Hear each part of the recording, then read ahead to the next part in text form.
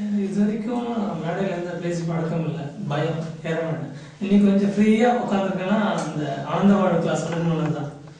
தனியாக பேசுவேனே கண்டி 4 பேருக்கு முன்னாடி கொஞ்சம் மேலே இல்லை, அது இன்னும் சின்ன வயசுலேருந்து ஏற்பட்ட பயம். அது இன்னைக்கு கொஞ்சம் தெளிவாக ஆகுது. எப்படின்னா தெளிவாக வந்து இந்த ஆனந்தவாழ கிளாஸ் இடத்தினுடைய தெளிவு. ஆக்சுவலி இங்கே வந்த டாபிக் கொஞ்சம் வேற மாதிரி பேசிருக்கேன். ஆனால் இந்த கிளாஸுக்கு வந்து ஃபர்ஸ்ட் யாருன்னா வந்து மொட்டராஜன் ஒருத்தர் இருக்காரு, எனக்கு தெரியும். அவர் தான். ஏன்னா அவர் எல்லாம் எந்த கிளாஸ்க்கு வந்தாலும் விஷயமே தெரியலாம், தைரியமாக பேசுவார். ஆனால் கொஞ்சம் நான் நல்லா இருந்தாலும் போடக்கூடிய அந்த ட்ரெஸ்ஸு சிலதெல்லாம் பார்த்தீங்கன்னா நல்லா இருக்கிற மாதிரி ஒரு பாவனை, அதே மாதிரி இந்த கேரக்டராகவே ரோலாகவே எடுப்பார். அவரை பார்க்கும்போது எனக்கு ஒவ்வொரு இடத்துலையும் பார்த்தீங்கன்னா அவருக்கு பிடிக்கும். ஆனால் வந்து இவர் பார்த்து நிறைய பேர் பிடிக்காது. ஏன்னா இவர் யதார்த்தமாக இருக்காங்க, நிறைய பேர் பிடிக்காது. ட்ரூத்தாக இருக்கவங்க பிடிக்கவே பிடிக்காது. அந்த இதில் பார்த்தீங்கன்னா இவர் ரொம்ப நேரம் நான் வாட்ச் பண்ணிட்டே இருந்தேன். அப்போ தான் வந்து சில சந்தேகங்கள் தெரிஞ்சாலும் அவர்கிட்ட கேட்கறது. கேட்கும்போது அவர் தெரியணும் கொஞ்சம் தைரியமாக சொல்றாரு.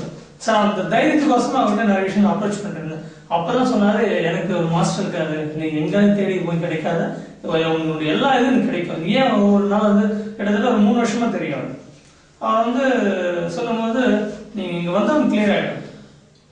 சரி, உண்மையிலேயே வந்து எல்லா கிளாஸும் பண்ண போறோம். இது சரி, இப்போ இவர் சொல்றாரு, அவர் நம்பிக்கைக்கோசம் தான் வந்துடுறாரு. தெளிவாக இந்த இதுவே இல்லை. ஆனா இங்க அட்டன் பண்ண பிறகுதான் அந்த நம்பிக்கை யாரு போது, இந்த ராஜாவை போது தான், மொட்டராஜா போது தான்.